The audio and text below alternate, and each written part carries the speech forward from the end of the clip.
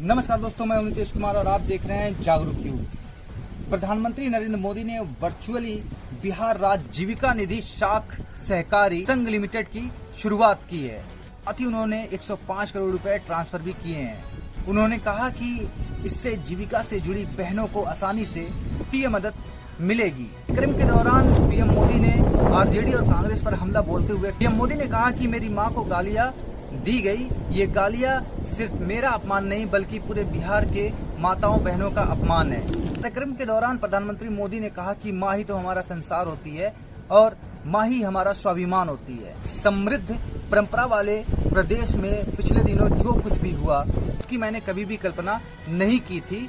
मेरी मां का राजनीति से कोई भी लेना देना नहीं है, उसके बाद भी मेरी मां को गालियां दी गई। आगे प्रधानमंत्री ने ये भी कहा कि हम मां की गालियां नहीं सहेंगे, इज्जत पर वार नहीं सहेंगे, आरजेडी का वार नहीं सहेंगे, कांग्रेस का अत्याचार नहीं सहेंगे। ये गली गली से आवाज उठना चाहिए। आगे प्रधानमंत्री ने ये भी कहा कि यह अपमान सिर्फ उनकी मां का नहीं है बल्कि बिहार के हर मां बहन बेटी का अपमान है।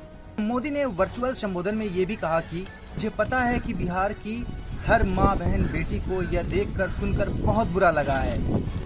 जितनी पीड़ा मेरे दिल में है उतनी ही तकलीफ बिहार के लोगों में भी है। पीएम मोदी ने इसी संबोधन में ये भी कहा कि जिस मां का शरीर अब नहीं है, आरजेडी और कांग्रेस के मन से भद्दी भद्दी गालियां भी दी गई। उन्होंने आगे ये भी कहा कि यह व्यक्तिगत अपमान नहीं है बल्कि सामाजिक अपमान है और बिहार की जनता ने इसे महसूस किया है।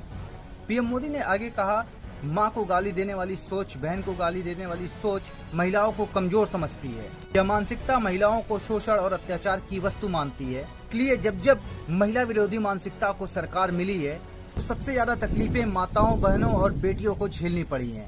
प्रधानमंत्री ने आगे ये भी कहा कि एक गरीब माँ ऐसे ही तप कर अपने बच्चे को शिक्षा दीक्षा देती है, अच्छे संस्कार देती है, इसलिए माँ को देवी देवताओं से भी ऊपर माना जाता है। बिहार के ही संस्कार हैं कि बिहारी के मुंह से ये बात यूं ही नहीं निकलती है कि माई के स्थान देवता और पितर से भी ऊपर होला। बात उन्होंने बिहारी भाषा में ही बोलकर बताया।